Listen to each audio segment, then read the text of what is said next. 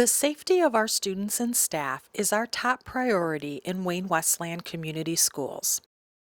Our custodial staff will clean high-touch surfaces throughout the school day. This includes door handles, light switches, doors, benches, and bathrooms.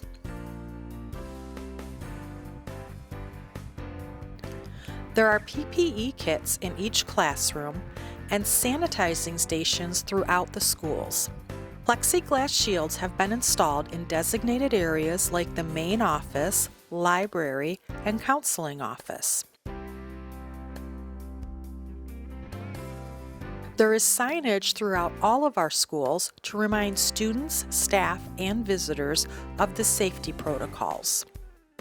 Our custodial staff has been trained on cleaning materials and protocols.